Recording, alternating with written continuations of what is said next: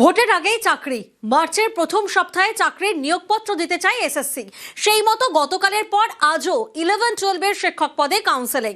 দুদিনে 172 জন চাকরি প্রার্থীকে সুপারিশপত্র দেওয়া হবে।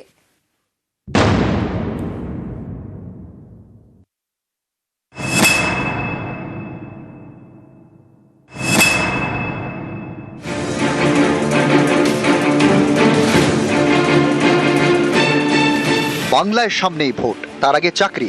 একাদশ দ্বাদশের শিক্ষক নিয়োগের জন্য মঙ্গলবার থেকে কাউন্সেলিং শুরু করেছে স্কুল সার্ভিস কমিশন। সল্টলেকে এসএসসি ভবনে চাকরি প্রার্থীরা এদিন হাতে পেলেন সুপারিশপত্র। বুধবারও এই কাউন্সেলিং হবে। সিলেকশন হয়ে গেছে, এক্সাইটেড। নতুন চাকরি খুব শীঘ্রই তো সুপারিশ করা যাবে। হ্যাঁ, যা শুনছি আর কি যে 1 মাসের মধ্যে জয়েনিংও হয়ে যাবে। প্রথমে সুপারিশপত্র, তারপর চাকরি নিয়োগপত্র। রাজ্য চায় মার্চের প্রথম সপ্তাহে নিয়োগপত্র দিতে।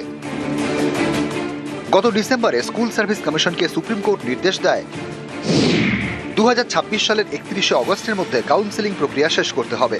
নবম, দশম এবং একাদশ দ্বাদশের নিয়োগ প্রক্রিয়াও শেষ করতে হবে। এরপর 21শে জানুয়ারি একাদশ দ্বাদশ শিক্ষক নিয়োগের মেধা তালিকা প্রকাশ করে এসএসসি। মেধা তালিকা এবং ওয়েটিং লিস্ট মিলিয়ে 18,000 নামের তালিকা প্রকাশ করা হয়। 1 মাস পর এবার চাকরির কাউন্সেলিং। মঙ্গলবার এবং বুধবার প্রথম পর্যায়ে 7টি বিষয়ে কাউন্সেলিং। দুদিনে 172 জন চাকরি প্রার্থীকে সুপারিশপত্র। একাদশ দ্বাদশে শূন্যপদ 12,445। ভালো লাগলো, চান্স পেলাম। হ্যাঁ, আমি ফ্রেশার্স ক্যান্ডিডেট হিসেবে পেয়েছি, আমার ভালো লেগেছে। সব কিছু যাতে ভালোভাবে হয়ে যায়, রাত যাতে কোনো বাধা না থাকে, এটাই বলতে চাই। ইতিমধ্যেই পর্ষদের থেকে জাতি এবং বিষয়ভিত্তিক শূন্যপদের তালিকা নিয়েছে এসএসসি। এরপর ফের কবে কাউন্সেলিং হবে তা বিজ্ঞপ্তি দিয়ে জানাবে school service commission. News 18 Bangla. February প্রায় শেষ আর মার্চের শুরু থেকেই শিক্ষক নিয়োগ। হ্যাঁ, সুপারিশপত্র দেওয়া শুরু হয়ে গেছে। মার্চের শুরু থেকেই শিক্ষক নিয়োগ এবং কাউন্সেলিংও শুরু। আপনাদের জানিয়ে রাখি, আজ থেকেই শিক্ষক নিয়োগের কাউন্সেলিং শুরু। আরো ডিটেল আপডেট নিই, সোমরাজ রয়েছে আমার সঙ্গে। সোমরাজ, দেখো, মার্চের প্রথম সপ্তাহ থেকেই নিয়োগপত্র দেওয়ার প্রক্রিয়া শুরু করতে চলেছে রাজ্য। একাদশ দ্বাদশের যে শিক্ষক নিয়োগের প্রক্রিয়া, যে প্রক্রিয়ার জন্য মেধা তালিকা গত 21শে জানুয়ারি প্রকাশ করেছিল স্কুল সার্ভিস কমিশন, তার 1 মাস বাদে আজ থেকে শুরু হলো কাউন্সেলিং প্রক্রিয়া। অর্থাৎ স্কুল সার্ভিস কমিশন সফল প্রার্থীদের কাউন্সেলিং করে সুপারিশপত্র হাতে দিচ্ছে। তারা তাদের নিজেদের পছন্দ মতো স্কুল চয়েস করছেন এবং সেই অনুযায়ী প্রার্থীদের হাতে তুলে দেওয়া হচ্ছে সুপারিশপত্র। এই সুপারিশপত্র পাওয়ার পরই মধ্যশিক্ষা পর্ষদের তরফে তারা 1 সপ্তাহের মধ্যেই নিয়োগপত্র পাবেন এবং তারপর তারা স্কুলে যোগ দেবেন। একাদশ দ্বাদশের যে শিক্ষক নিয়োগ প্রক্রিয়া, সেই প্রক্রিয়ায় 12,445টি শূন্যপদ রয়েছে।